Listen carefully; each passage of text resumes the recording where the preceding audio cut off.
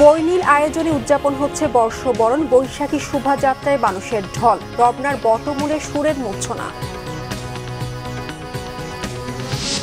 কিছুক্ষণের মধ্যে টাঙ্গাইলে কৃষক কার্ড বিতরণ কর্মসূচির উদ্বোধন করবেন প্রধানমন্ত্রী। সমাবেশস্থলে যোগ দিয়েছেন তারেক রহমান। কুমিল্লার দাউদকান্দিতে চাল বোঝাই ট্রাক নিয়ন্ত্রণ হারিয়ে খাদে, 7 জন নিহত, আহত আরও 6 জন।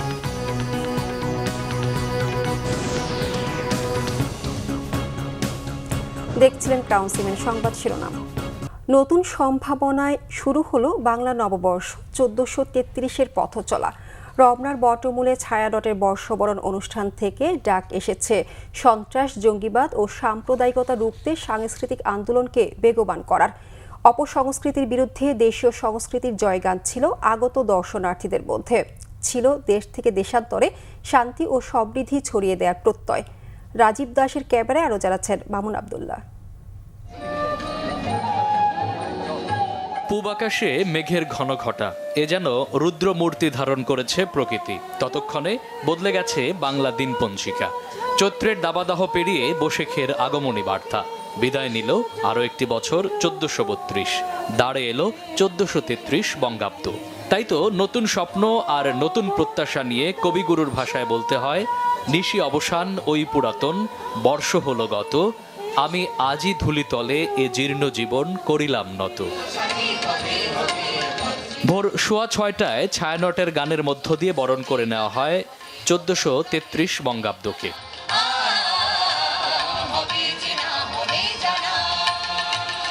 ছিল হাজারো মানুষের আনন্দময় উপস্থিতি। রঙের ছটা ছিল শিশু থেকে বৃদ্ধ সব বয়সী মানুষের মননে। এটা আমাদের বাঙালির অনেক আনন্দের একটা দিন, আমরা অনেক বেশি উপভোগ করি পয়লা বৈশাখটাকে। সূর্যোদয়ের আলো যেভাবে প্রকাশিত হয়, মানুষের জীবনের সব সৌন্দর্যগুলো যেন এইভাবে প্রকাশিত হয়। সব হিংসা, দেশ বিদ্বেষ ভুলে সব একত্রিত হতে চাই। এটা যেন সব সময় বহমান থাকে।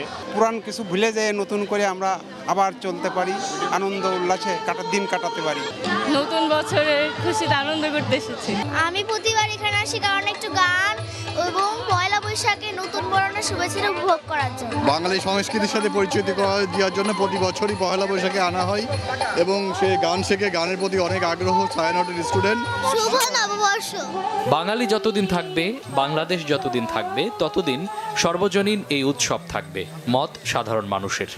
এই বাংলার যে সংস্কৃতি, এগুলো বাচ্চাদেরকে অনেক কিছু শেখানোর আছে। নতুন প্রজন্ম যদি বাংলা সংস্কৃতির সম্বন্ধে না জানে, অপসংস্কৃতির আড়ালে হারিয়ে যাবে আমাদের সংস্কৃতি। সবাই সুস্থভাবে বাঁচুক, ভালোভাবে বাঁচুক, এই।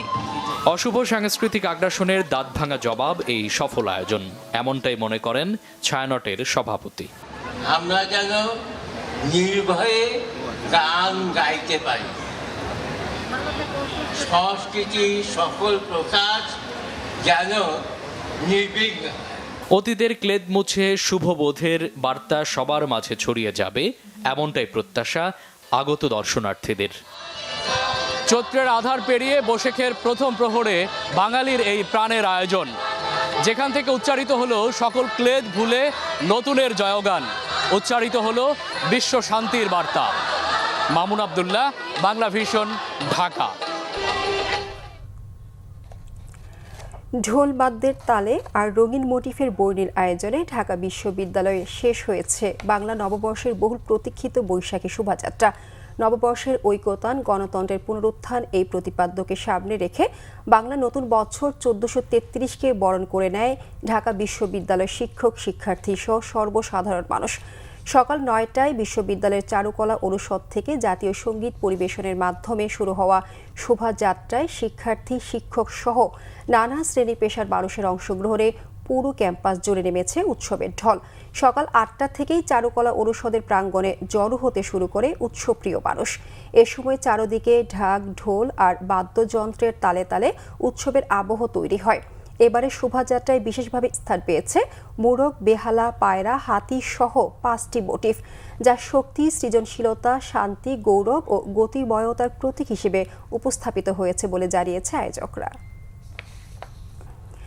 কিছুক্ষণের মধ্যে কৃষক কার্ড বিতরণ কর্মসূচি উদ্বোধন করবেন প্রধানমন্ত্রী তারেক রহমান। স্থানীয় স্টেডিয়ামে কৃষকদের মাঝে কৃষক কার্ড বিতরণ করে দেশব্যাপী প্রি পাইলটিং হিসেবে কৃষক কার্ড বিতরণ কর্মসূচির উদ্বোধন করবেন।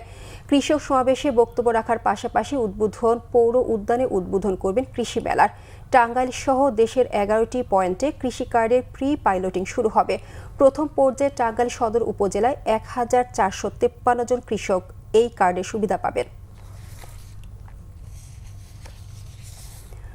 কুমিল্লার দাউদকান্দিতে চাল বোঝাই ট্রাক নিয়ন্ত্রণ হারিয়ে খাদে উল্টে পড়ে নিহত হয়েছেন 7 জন, আহত হয়েছে আরও 6 জন।